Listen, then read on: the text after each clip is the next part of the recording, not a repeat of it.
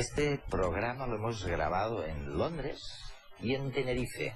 Allí dejamos a Pere Estupiñán. Hagan conmigo un experimento.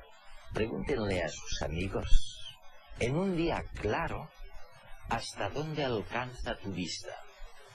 Bueno, seguramente las respuestas que van a recibir son 10 kilómetros, 15, 20, y en realidad, en un día claro y en un día oscuro también, su vista alcanza los 400 millones si miran al cielo. Pero acabamos de empezar midiendo el universo. Iris es una mujer de 30 años, de 1,60 m de estatura y 50 kilos de peso. Vive en un piso de 75 metros cuadrados, come unas 2.000 calorías diarias y gana 1.500 euros mensuales. La vida de Iris está gobernada por medidas.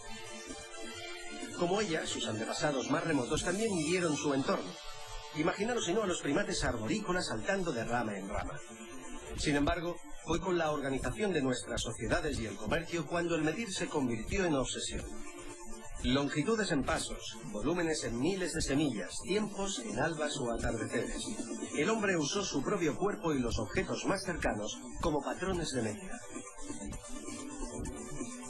Estos patrones dependían de referencias individuales y culturales. Y aunque posteriormente reyes, científicos y otras autoridades se afanaron en la búsqueda de patrones universales, aún hoy hablamos de millas y de kilómetros, de grados centígrados y Fahrenheit.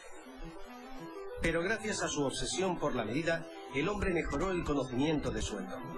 Hasta el siglo XVII, por ejemplo, se creía que la velocidad de la luz era infinita. Fue Galileo quien puso a prueba esta hipótesis intentando medir el tiempo que la luz de una lámpara tardaba en viajar entre él y su asistente. Llegó a la conclusión que si la velocidad de la luz no era infinita, tenía que ser muy grande, por lo menos 10 veces la velocidad del sonido. Y en 1728 un científico inglés usó el aparente cambio de posición de las estrellas debido al movimiento de la Tierra alrededor del Sol, efecto conocido como aberración estelar, para dar una medida de 301.000 kilómetros segundo, en total acuerdo con las medidas recientes. De hecho, fueron las observaciones astronómicas las que nos descubrieron que nuestros parámetros y referencias eran limitados. El universo, sus galaxias y sistemas planetarios desbordaron a la mente humana preparada para sobrevivir en un mundo prácticamente bidimensional, la superficie terrestre. Nuestros ojos, situados a ambos lados de la nariz y no en lo más alto de nuestra cabeza, nos muestran una realidad capada.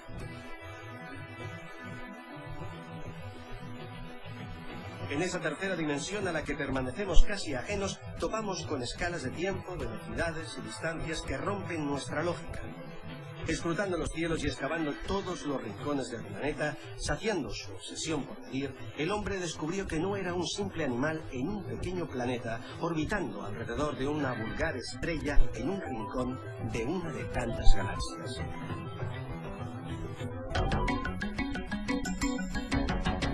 John Gibrin es actualmente investigador en la Universidad de Sussex, Reino Unido. Es conocido internacionalmente por sus numerosas obras de divulgación científica. Su último libro publicado es The Man Who Measured the Universe, el hombre que midió el universo.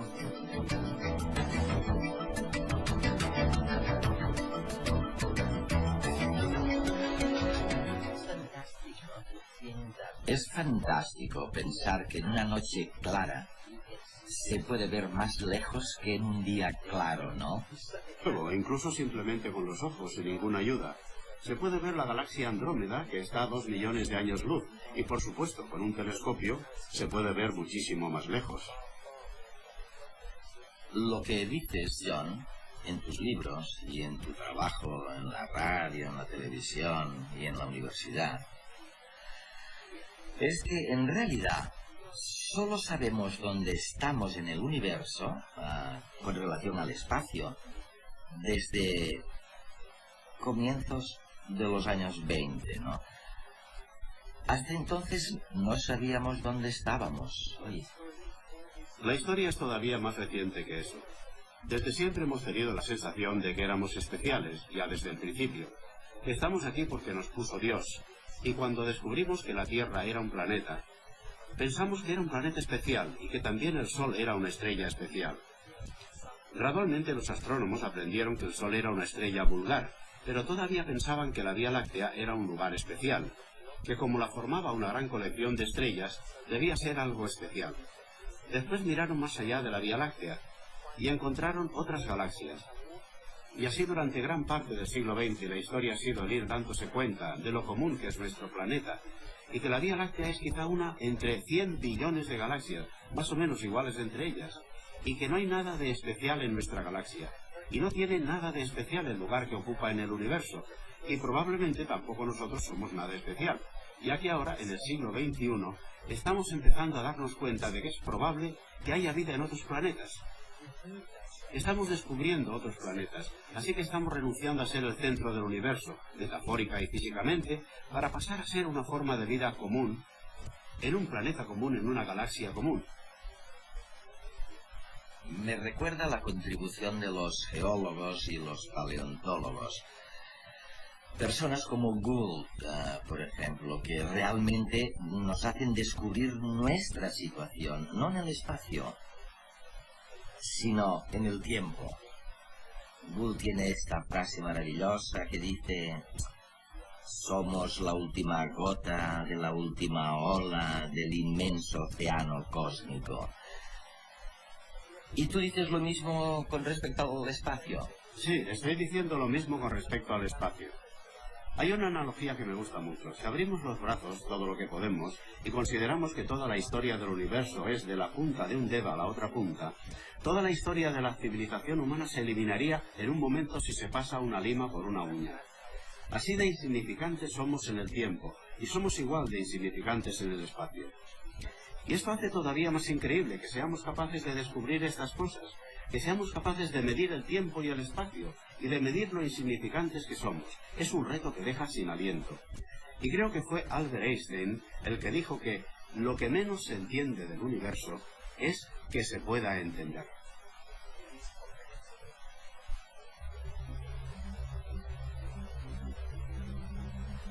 Si nos hacen la pregunta, ¿hasta dónde puedes llegar a ver en un día claro?, pensamos en alguna referencia terrestre, pero en realidad podemos ver muchísimo más lejos, porque podemos ver el Sol, que está a 150 millones de kilómetros de distancia. Entonces, en una noche clara, ¿hasta dónde podemos llegar? En el esfuerzo por conocer mejor el cosmos, las distancias celestes han sido y son un punto clave.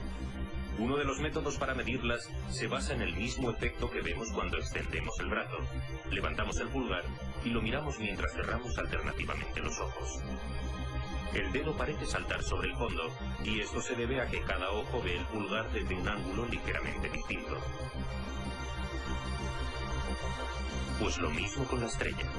Si la observamos desde puntos opuestos de la órbita de la Tierra, es decir, desde ángulos distintos, también parecerá que se mueve respecto a un fondo de estrellas mucho más lejanas. Como conocemos la base del triángulo que se forma, si medimos el ángulo entre estas dos posiciones aparentes en el cielo, por trigonometría simple podemos averiguar la distancia que las separa de nosotros.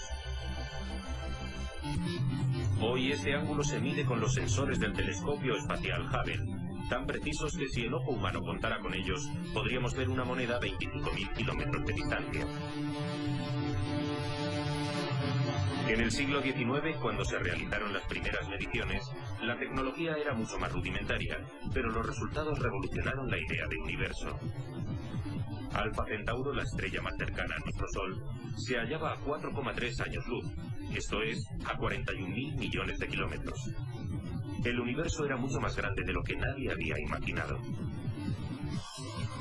Gracias al cálculo de distancias estelares, ya a principios del siglo XX se sabía que vivimos en un enorme disco de estrellas, la Vía Láctea, de unos 100.000 años luz de diámetro, que alberga unos 200.000 millones de estrellas. Y que, por cierto, nos encontramos en sus suburbios. Pero entonces, muchos astrónomos todavía creían que nuestra galaxia era la totalidad del universo. Esta idea se derrumbó en 1923, cuando Edwin Hubble descubrió que la nebulosa de Andrómeda no era una nube de gas y polvo, sino que también estaba formada por estrellas que se encontraban a nada menos que a 2 millones de años luz, mucho más allá de los límites de la Vía Láctea. Se hizo evidente que nuestra galaxia tan solo es una más, y que el universo se extiende en distancias inimaginables más allá de ella. Pero el reto de poder ver cada vez más lejos continúa. Queremos entender hasta dónde se puede llegar al mirar hacia arriba. Es fantástico. De manera que cuando miramos a las estrellas más cercanas, estamos mirando al tiempo más reciente. Pero incluso entonces estamos retrocediendo en el tiempo. Una de las cosas que resultan increíbles cuando se mira al universo es que como la luz tarda un tiempo finito en llegar hasta nosotros, cuanto más lejos miramos, más anterior en el tiempo es lo que estamos viendo. Si observamos algo de hace 10.000 millones de años, que es algo que podemos hacer con nuestros telescopios, vemos una luz que ha estado 10.000 millones de años viajando hasta nosotros. Es decir, podemos ver un universo joven. Cuanto más lejos miramos, más retrocedemos en el tiempo, y más joven es el universo. Y están tan lejos, que quiere decir que se está expandiendo, y si se están expandiendo, es el propio universo el que se está expandiendo. Esto quiere decir que todo empezó con el Big Bang, ¿no? Bueno, este fue el gran descubrimiento. Edwin Hubble fue el pionero de todo este trabajo. Utilizó unos grandes telescopios en California que eran, en su época, en 1920-1930, los más avanzados tecnológicamente. Él descubrió primero que las nebulosas, estas ligeras manchas en el cielo, son otras galaxias más allá de la Vía Láctea, y después descubrió el famoso desplazamiento al rojo. Hubble descubrió que cuanto más lejana está una galaxia, el espectro de la luz tiene más desplazamiento al rojo. El desplazamiento al rojo es un estiramiento de luz, y la luz de longitud de onda más larga es más roja que la luz de onda más corta, que es azul, y de ahí recibe el nombre. El estiramiento está causado porque el espacio se está expandiendo entre las galaxias a medida que pasa el tiempo. No sucede porque las galaxias se estén moviendo a través del espacio. Es el espacio vacío el que se está expandiendo. Y esto es un concepto muy extraño para entenderlo, pero es muy importante. Cuando la gente me dice, por ejemplo, que el espacio se estiró, ¿no? No es que fuera a través del espacio, sino que de alguna manera el espacio se estaba creando. ¿Podremos alguna vez entender esto? Exactamente. La gente cree que el Big Bang fue como una explosión enorme en medio del espacio vacío, y que los fragmentos salieron disparados, pero como tú dices, no es así. El espacio también se creó en el Big Bang, y la idea del Big Bang surgió a partir del efecto de desplazamiento al rojo. Si en la actualidad las cosas se están separando, y te puedes imaginar regresar en el tiempo, que es como rebobinar una película, es que antes todo debía estar junto en un mismo sitio. Y midiendo el desplazamiento al rojo y la velocidad en que se mueven las galaxias, podemos decir cuándo sucedió el Big Bang, y es por eso que el universo tiene 14.000 millones de años. ¿Y el tiempo? El tiempo empezó entonces. Antes del Big Bang no había tiempo. De manera que todo lo que conocemos empezó entonces. Y empezó, iba a decir ahí, pero empezó en todos los sitios, porque todo estaba comprimido ahí dentro. Eso era todos los sitios, todo el tiempo, lo era todo. Y después, no sabemos realmente por qué, todo explotó, pero no sabemos por qué.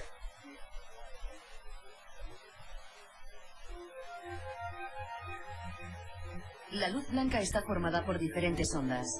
Cuando pasa por un prisma se descompone y cada una de ellas da lugar a un color distinto. La luz se ve entonces como un arco iris. Es lo que denominamos el espectro de la luz visible. Gracias a este sencillo fenómeno hemos podido comprender cómo son las estrellas. Además de las ondas lumínicas que vemos, recibimos de ellas otras ondas invisibles. Desde la Tierra se detectan y se descomponen mediante sofisticados aparatos, creando para cada cuerpo celeste su espectro. Aparte de los colores, se pueden apreciar unas marcas verticales. Estas señales indican los elementos químicos de que está formada la estrella. Esta información hace que cada astro tenga un espectro único. En cierta manera, es el DNI de las estrellas. Pero los espectros estelares también indican otro dato referente a su movimiento. Y es que una fuente de ondas que se acerque a nosotros producirá una variación en el registro desde la Tierra, que consiste en que las marcas verticales se desplazarán hacia el lado azul. En caso de que la fuente se aleje, esas mismas marcas se desplazarán en cambio hacia el lado rojo del espectro. El estudio de miles de estrellas a principios del siglo XX mediante este tipo de análisis llevó a una conclusión sorprendente. Resultó que los espectros de las galaxias presentan un gran desplazamiento hacia el lado rojo, es decir, que se alejan de nosotros a gran velocidad. En realidad, se alejan unas de otras a velocidades que llegan a superar los 20.000 kilómetros por segundo. Las que están más lejanas, además, son las más veloces. Este hecho llevó a los astrónomos a formular una hipótesis nueva.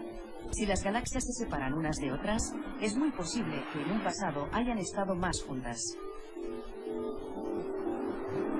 En otro campo, el de la física de partículas, se descubrió que dentro de cada átomo la cantidad de materia existente es mínima en comparación con el espacio vacío.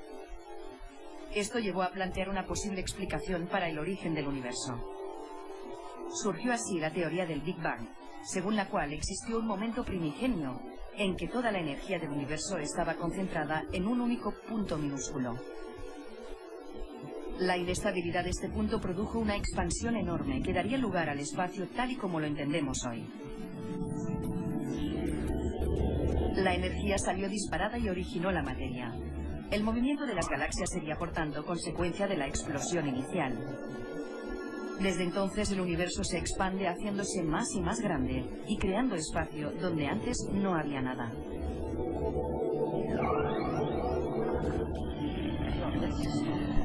John, vamos a suponer, y es algo plausible, que conocemos ahora nuestro lugar en el tiempo y en el espacio. Bien. Cuando se analiza la evolución del universo desde el principio, que ahora conocemos, y a dónde hemos llegado, ¿cuáles crees que son los sucesos más importantes? ¿Sabes? Cuando yo iba al colegio me dijeron que primero fue la invasión árabe. Luego, en 1492, cuando los reyes católicos acabaron la guerra y descubrieron América del Sur. Y luego la revolución científica. Bueno, estos son los grandes hitos, los sucesos más importantes. Para empezar, el mismo Big Bang, que evidentemente es lo más importante. 300.000 años más tarde el universo se enfrió y se unieron electrones y protones para formar átomos, que es cuando el cielo se hizo oscuro y las estrellas se hicieron visibles. Es cuando se empezaron a ver las estrellas. Y para nosotros, ahora estoy pensando en términos humanos, cuando se formó el Sol, hace unos 4.500 o 5.000 millones de años. Pero antes de esto hubo un suceso muy importante, que es la generación de las primeras estrellas. El universo nació solo con hidrógeno y helio, y todos los otros elementos, el carbono, el nitrógeno, todos los elementos importantes de los cuales nuestro cuerpo está hecho, de los que están hechos los alimentos que consumimos, todos ellos se crearon dentro de las estrellas. Y esas primeras estrellas tuvieron que nacer y seguir su ciclo de vida y lanzar objetos al espacio, y entonces se formaron estrellas como el Sol, y esos elementos que se habían formado en otras estrellas formaron los planetas. Las primeras estrellas no tuvieron planetas, no había nada con lo que se pudieran formar objetos sólidos. Este fue un gran paso. Y entramos en la evolución de la vida. Y vamos a ver, y lo último que ha sucedido, o más bien de cara al futuro. Bueno, sucesos futuros, en un futuro lejanísimo las galaxias estarán unas tan lejos de las otras que no las podremos ver. Y entonces, en esa misma escala de tiempo, las estrellas se apagarán, se habrán acabado. Las estrellas brillan porque en su interior queman hidrógeno y lo convierten en calor. Pero un día todo el hidrógeno se habrá acabado y las estrellas se apagarán y se convertirán en cenizas y no quedará nada más que estrellas negras en un universo negro. Pero esto es en un futuro muy lejano. Si tuvieras una agenda cósmica, ¿qué anotarías lo siguiente? El siguiente suceso a nivel cósmico será cuando el Sol, no es que se muera, pero cambiará. El Sol quema hidrógeno y lo convierte en helio. Decimos quema, pero en realidad es una fusión nuclear, es como una bomba de hidrógeno, pero los astrónomos decimos quemar. Y cuando todo el hidrógeno se haya acabado, el Sol comenzará a encogerse en el centro y empezará a hacer otras reacciones nucleares y creará más calor todavía. El calor extra del centro hará que la parte exterior del Sol se expanda y se convertirá en lo que llamamos una gigante roja, y se tragará a Mercurio y a Venus, y casi nos alcanzará. La Tierra se quemará dentro de unos 4.000 millones de años. Pero el calor ya será intolerable dentro de 2.000. Sí, antes de eso. O sea que ya lo oyen, nos quedan unos 2000 millones de años. Apresúrense a terminar lo que quieran hacer. Pero si la civilización humana sobrevive hasta entonces, los científicos ya tienen ideas y están buscando lugares, como las lunas de Júpiter, para poder mudarse.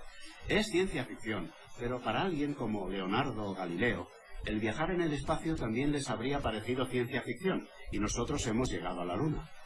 Y dentro de 1 millón de años, si es que hemos sobrevivido tanto, quizá es posible que nos hayamos ido a vivir a Júpiter, porque el Sol se ha hecho demasiado caliente. Hace poco murió Joan Oró, nuestro gran astrobiólogo. ¿Lo conociste tú a él? No, no llegué a conocerlo. Recuerdo que cuando yo le conocí me dijo... Lo recuerdo muy bien. Era el año en que los rusos pusieron el primer satélite en el espacio. Me dijo, ¿sabes qué? Las fronteras van a desaparecer de ahora en adelante, porque desde el cielo, desde el espacio, la gente verá que no hay fronteras. ¿Crees que la astronomía, la astrobiología, la cosmología cambiarán nuestra forma de pensar? Creo que sí, aunque está sucediendo con más lentitud de lo que la gente creía hace 30 o 40 años. Recuerdo las primeras fotografías que mostraban a los astronautas girando alrededor de la Luna, y teníamos esa fotografía de la Tierra surgiendo de detrás de la superficie de la Luna, azul oscura. Aquello tuvo realmente un gran impacto sobre mi generación. La gente empezó a ver la Tierra como un ecosistema frágil en el que todos debemos colaborar. Aquello tuvo un gran impacto sobre el movimiento de los grupos verdes y sobre la ecología en general. Y estas ideas de las que hemos estado hablando empujan a la gente en la misma dirección. Cuanto más insignificantes parecemos, en términos tanto de espacio como de tiempo, más valiosos somos. Porque no somos especiales, así que tenemos que cuidar a nuestro planeta y protegerlo. Pero lo que realmente va a cambiar a la gente y va a tener un profundo efecto en la sociedad va a ser cuando descubramos otros planetas semejantes a la Tierra. Esto sucederá probablemente en los próximos 10 o 20 años. Con la tecnología que tenemos desarrollada, seremos capaces de detectar planetas semejantes a la Tierra y seremos capaces de decir por medio de la espectroscopía, esta técnica de observar la luz que viene de los planetas, no la de las estrellas, sino la luz reflejada por los planetas, si en las atmósferas de esos planetas hay cosas como oxígeno y agua. Y vida. Y vida. La clave es que la vida en el universo, y de eso estáis seguro, o bien es algo que se da únicamente en la Tierra o se encuentra en todas partes. Porque es imposible imaginar una situación en la que pudiera haber vida aquí y allí, pero no en todas partes. Así que si encontramos otro planeta en el que haya vida, eso será la prueba de que hay vida abandonada en el universo. Y ese sería probablemente el descubrimiento más profundo de toda la historia de la humanidad.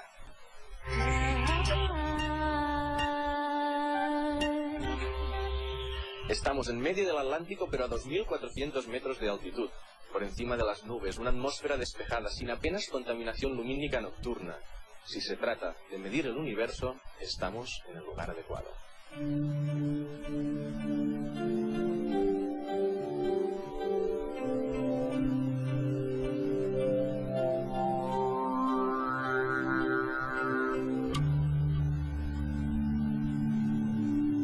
Por esto aquí se encuentra el Instituto Astrofísico de las Canarias, un centro con algunos de los mejores telescopios del mundo, destinados nada más ni nada menos que a descubrir la estructura del universo.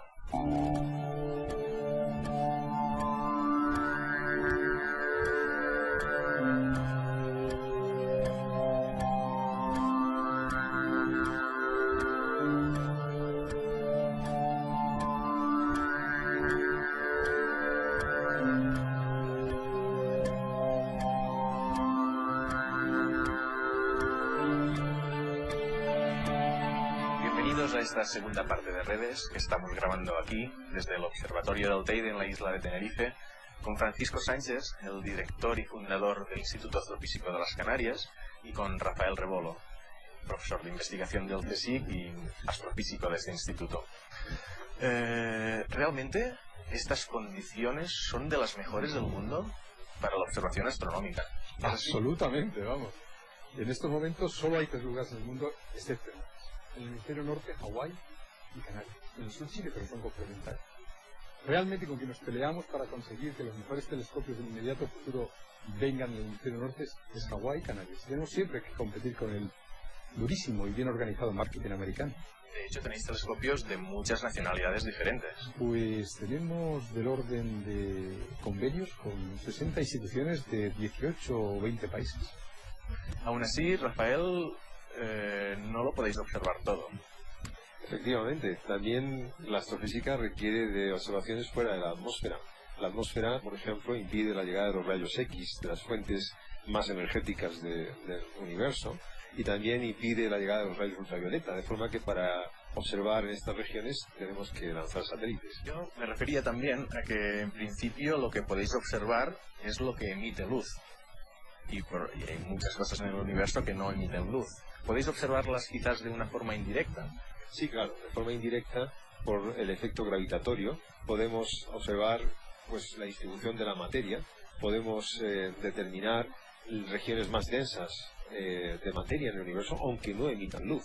E incluso podemos detectar la presencia de agujeros negros o estrellas de neutrones que emiten muy poca luz por los efectos gravitatorios que causan en los objetos que hay en su entorno. O sea, los objetos que sí emiten luz. Efectivamente. Hay otras formas más sofisticadas también que tienen que ver con la interacción gravitatoria de las galaxias y la forma en que rotan las galaxias, que son herramientas que nos permiten indagar sobre los componentes materiales del universo. Es curioso las diferentes estrategias que se han seguido a lo largo de la historia para poder observar el universo, ¿no? Vamos a dar paso al experimento, donde Cristina nos va a explicar cómo se las apañó ya en el siglo III a.C.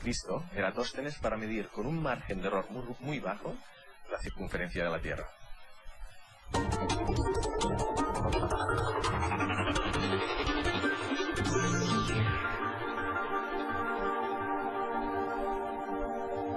¿Pensabas que fue Colón quien puso de manifiesto que la Tierra era redonda? Pues no, ya Eratóstenes en el siglo III a.C. lo consiguió, con 2 estacas, una sombra, un viaje y su ingenio.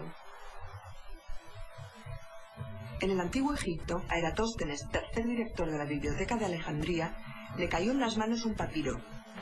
Contaba la leyenda que en Siena, cerca de la primera catarata del Nilo, en el Alto Egipto, durante el día más largo del año, la sombra de las columnas del templo iba acortándose hasta mediodía.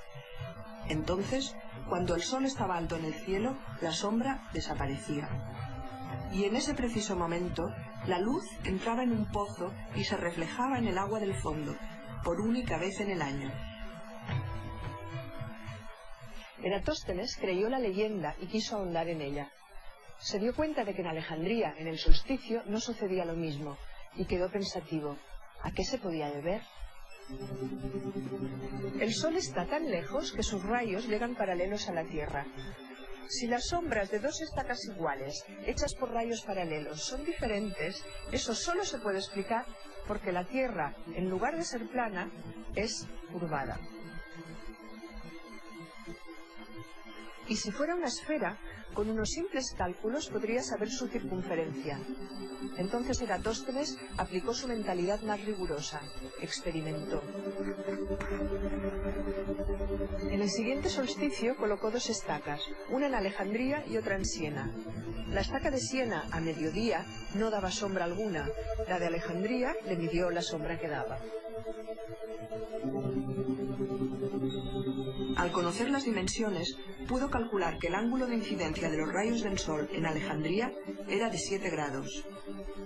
La proyección de las estacas hasta el centro de la Tierra tenía que medir también 7 grados.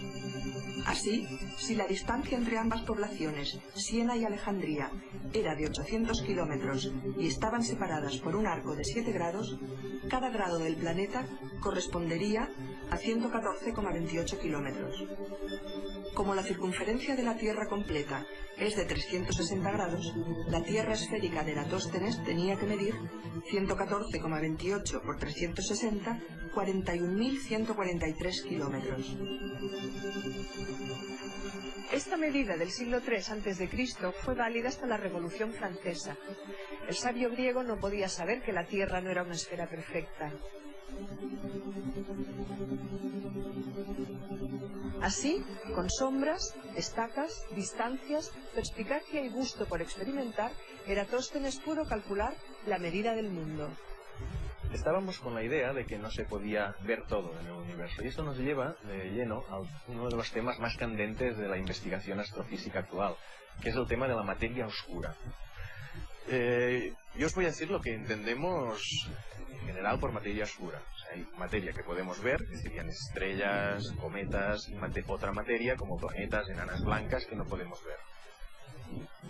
Pero creo que no es tan sencillo, que la materia oscura va más allá de todo eso. Desde luego que va más allá de todo eso, pero eso es una parte de la materia que no vemos. El problema no solo es la materia que no vemos, podemos más o menos imaginar de qué va. El problema está en la materia que no tenemos ni la más remota idea de lo que es. Porque realmente no tenéis ni idea de qué es la materia oscura. Sí. Una parte. Hay, por supuesto, teorías que permiten apuntar a las partículas responsables de la materia oscura, pero todavía no está confirmada cuál es esa partícula responsable. ¿Cómo sabéis que existe? Sabemos que en el universo tiene que haber más materia de la que simplemente brilla, porque determinamos en la interacción gravitatoria, los efectos de la interacción gravitatoria de la materia, brille o no, la podemos determinar con observaciones con distintos tipos de telescopios. Y de ahí tenemos la clara indicación de que hay más materia en el universo de la que brilla. Rafael, lo más importante, estando aquí, es que, aunque no podemos detectarla, sí podemos acotarla.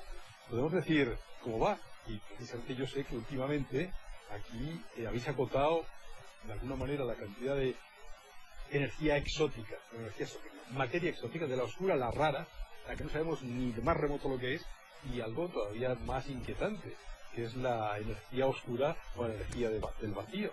Pero quizá lo que importa mucho, y yo creo que desde el punto de vista conceptual es necesario que la gente se dé cuenta, es de nuestra ignorancia. Sabemos muchísimo del universo, pero fíjense, o sea, del orden de solo un 4% es la materia que más o menos pensamos que sabemos de qué va. Un 4% de la materia que hay en el universo. El resto, el 95%... El 20% es materia oscura. Y el resto es esta energía del vacío. O sea, que el 95% de la materia y energía, bueno, del universo, no tenemos ni idea de eso. Exactamente. Y eso es muy importante que la gente se dé cuenta hasta qué punto, pese a que nos sentimos tan satisfechos, no tendremos que estar por muchas cosas, la ciencia todavía está en mantillas y el ser humano está en una época todavía temprana de su evolución y sabemos lo que sabemos. Me recuerda una frase de un biólogo, creo que se llamaba Helling, que decía que el universo no solo es más raro de lo que suponemos, sino más raro de lo que podemos llegar a suponer. Bueno, les dejamos de momento con un reportaje que hemos grabado aquí, porque después de saber que somos, bueno, que el 95% de la realidad es invisible a nuestros ojos y ni tan solo sabemos de qué es, mejor que descansemos un momento con un reportaje que hemos grabado en uno de estos telescopios aquí en el Instituto Astrofísico de las Canarias. Alex, eres el astrofísico responsable de los telescopios españoles del Instituto Astrofísico de las Canarias, aquí en el Observatorio del Teide y en la isla de La Palma, en el Roque de los Muchachos. ¿Nos podrías mostrar de forma esquemática cómo funciona este telescopio? Bueno, lo primero que tienes que saber es que los telescopios no son tan románticos como en las películas, como salen de mirar por el tubito, etc. Sigue habiendo esos telescopios, se utilizan, pero claro, cuando uno mira por el tubo no almacena la información y nosotros queremos almacenar la información, analizarla, compartirla con nuestros colaboradores de otros sitios. Lo tenéis que grabar y tener unos ordenadores. Efectivamente. Este es un telescopio relativamente normal, de los modernos que hay hoy en día. Es el telescopio IA-60 del Instituto de Astrofísica de Canarias y consta de varias partes. La primera es el espejo primario, el espejo principal, que es el que determina lo que va a ser el tamaño de un telescopio. Es eso que aparece ahí, que aunque no te parezca un espejo, realmente lo es. Entonces, ¿cómo va un telescopio? El espejo primario tiene una forma de paraboloide y es donde se recibe la luz. Todos los rayos de las estrellas, de las galaxias, todos los rayos de luz que llegan van a ese espejo. Ese espejo, digamos que es una especie de colector, recolecta y lo refleja. Lo refleja hacia el espejo secundario, que si te fijas en ese tubo que hay allí, ese tubito es el espejo secundario. O sea, la luz llega a este espejo, se refleja en el otro, y de ese otro se refleja de nuevo hasta el centro del espejo primario, donde hay un hueco que es donde está nuestro detector. ¿Por qué motivo se refleja dos veces? Básicamente para para que la luz sea más compacta, para que aparezca recta, o sea, para que no esté dispersa, es para concentrar la luz. Digamos. La luz al principio la recibimos de todos lados y la vamos concentrando en un tamaño muy pequeño, que es donde tenemos nuestro detector, como una cámara de vídeo pero miles de veces más sensible. Está aquí. Aquí dentro está nuestro chip, nuestro detector. Tenemos un detector que trabaja a 200 grados bajo cero de temperatura aquí dentro.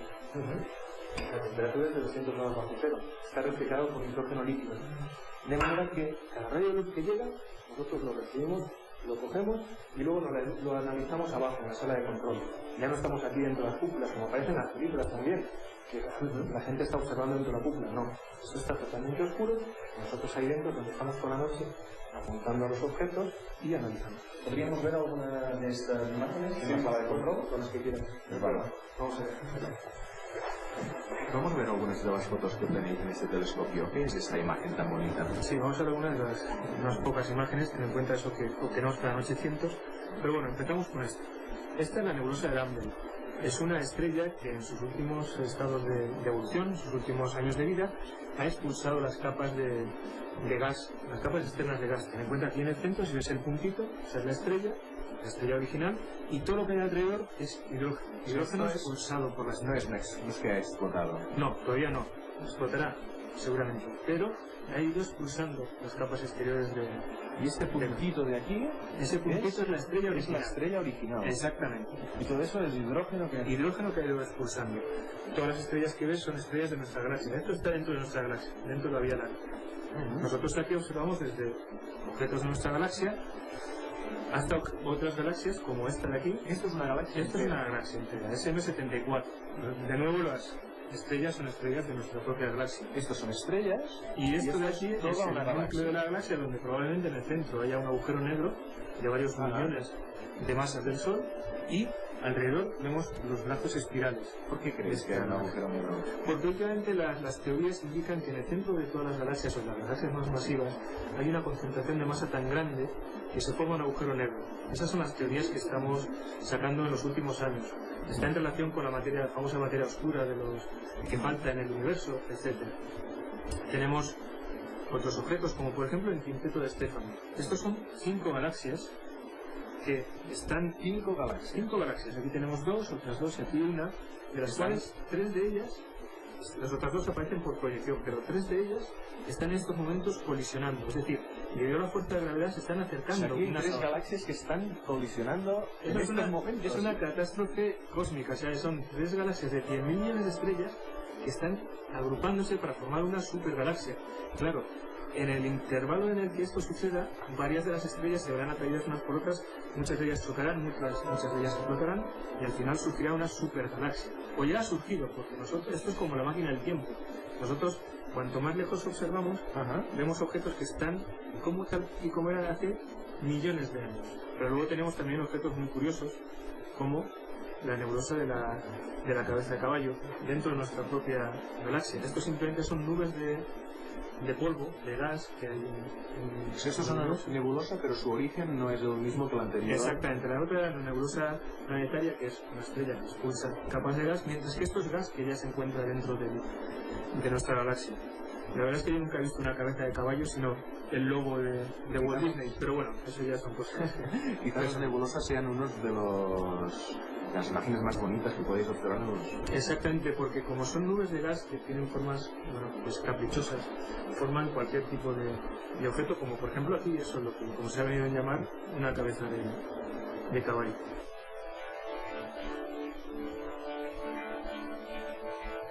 Retomemos el tema de la energía oscura, porque no ha quedado del todo claro por qué o cómo esta energía hace que el universo se expanda aceleradamente.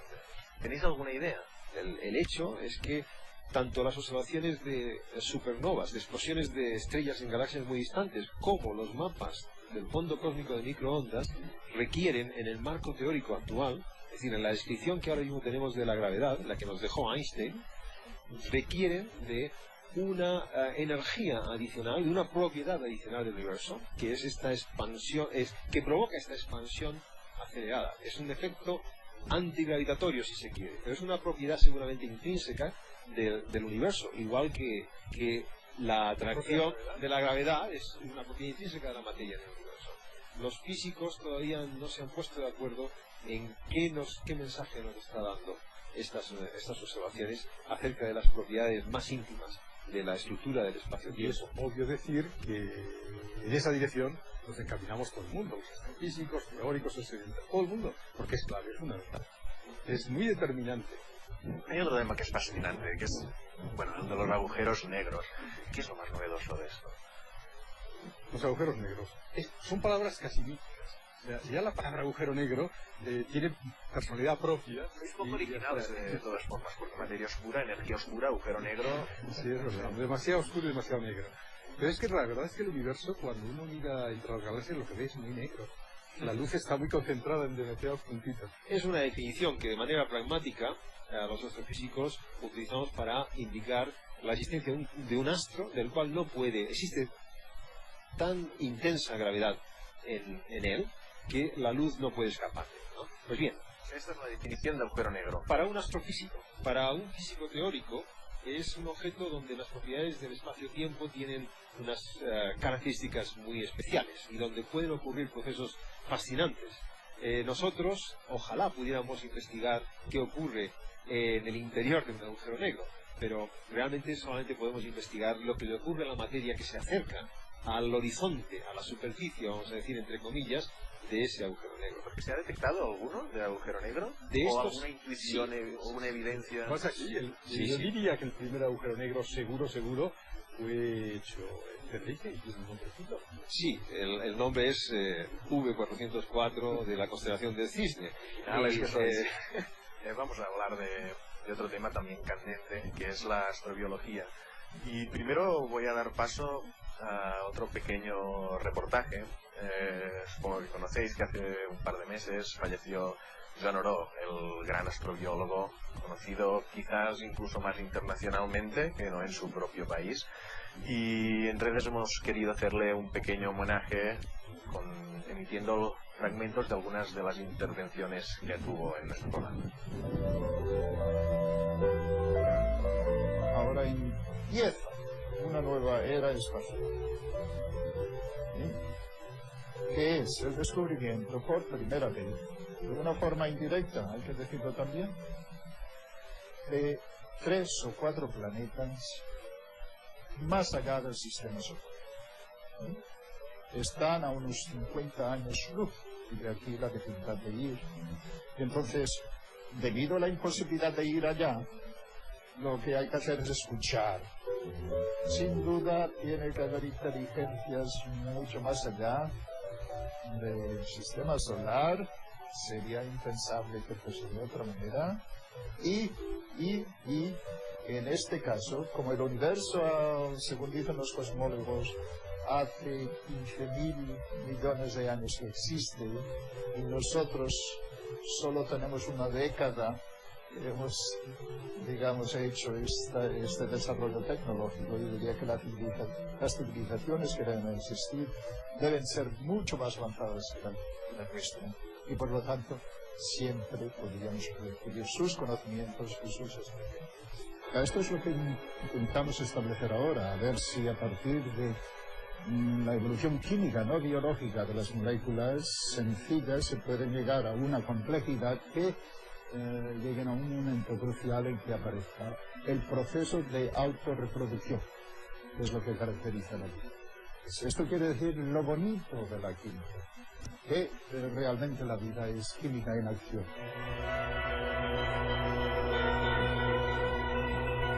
Los optimistas dicen que hay 100.000 civilizaciones inteligentes en nuestra Vía Láctea, en nuestra galaxia. Los pesimistas dicen que solo somos una. Es decir, hay bastantes científicos que creen que somos una excepción. Los más realistas o intermedios están sobre la cifra de 1 centenar en nuestra galaxia. Más o menos en este grupo me encuentro yo. Es muy posible que la materia que forma parte de nosotros mismos ahora haya circulado a través de otras estrellas y quizás pueda provenir de otras civilizaciones anteriores. Yo diría que El hecho de que procedamos polvos de estrellas y moléculas muy sencillas nos lleva a una conclusión ética, que es la de la humildad. Éramos polvo de estrellas y en polvo de estrellas nos convertiremos. Seguramente algún día descubriremos vida fuera de la Tierra y será el descubrimiento científico más importante de la historia de la humanidad. Y cada vez estáis más convencidos de que la vida no es un proceso tan extraño ni tan complejo, sino que es una tendencia de la naturaleza. Hay mil razones para, en fin, sospechar que no estamos solos. Distinto es el poder estar seguros de que no estamos solos. A nosotros, a los astrofísicos, nos gustaría una noche abrir una ventanita, una puerta, y nos encontrar el marciano, colega, que soy yo, pues eso no. O sea, pero, en fin, la existencia, ya lo sé, pero ¿por qué no también? La realidad es que el universo, nuestro universo, sabe que tiene 14, 15, 20 mil millones de años. Nosotros sabemos que en la Tierra, que es donde únicamente hemos visto vida, y ha llegado hasta eso que llamamos el sapiens sapiens, pues en 4 o 5 mil millones de años ha llegado a esto. Si el universo lleva 14 o 15 mil millones de años, y es tan absolutamente gigantesco, porque nuestra galaxia es 100.000 millones de estrellas, con otros 20 más forma el cúmulo local de galaxias, y con otros cuantos el supercúmulo. Es una zona del universo pobre en galaxias, con lo cual pueden hacerse la idea que se multiplica la probabilidad, por muy baja que sea, de que se la diga esto. Así que sería una fatuidad de nuestra parte pensar que estamos solos en el universo. Una de las cosas, de las preguntas que se suele hacer la gente cuando oye hablar de cosmología, de conocimiento del universo, es ¿para qué sirve todo eso? Más allá de incrementar nuestro conocimiento, que es imprescindible y es muy positivo, pero a nivel práctico. Yo sé que aquí tenéis muchas aplicaciones. Esta es la típica pregunta. Me gusta muy cómo se entiende esto. Me gusta que me pregunten esto, ¿no? ¿Cómo agradezco esta pregunta? Me gusta que me haga esta pregunta. Pues sí, me agrada muchísimo que me haga esta pregunta, porque muchísimas veces pasa lo mismo. Pues hay una cosa para mí fundamental. He dado muchas vueltas a esta pregunta, me la he hecho 1000 veces, naturalmente. Y es muy importante para nosotros, que nos dedicamos a crear el universo y que es muy costoso. Yo creo que la razón fundamental es de origen, yo diría, filosófico. O sea, desde que el hombre es hombre mira al cielo y se pregunta ¿qué es eso y qué soy? O sea, una forma importante de siempre de acercarnos a conocer quiénes somos es mirar desde fuera. Y no podemos entendernos, y desde luego más con lo que ya sabemos, el planetita pequeñito, lo pequeño, si no tenemos un contexto general. Desgraciadamente hemos llegado al final del programa. Esperemos que les haya gustado y que hayamos dado respuesta a algunas de sus inquietudes. Pero la verdad, lo que más nos gustaría es que ahora tuvieran más preguntas de las que tenían antes de empezar el programa. Sería una señal de que les hemos estimulado. Les dejamos hasta la semana que viene.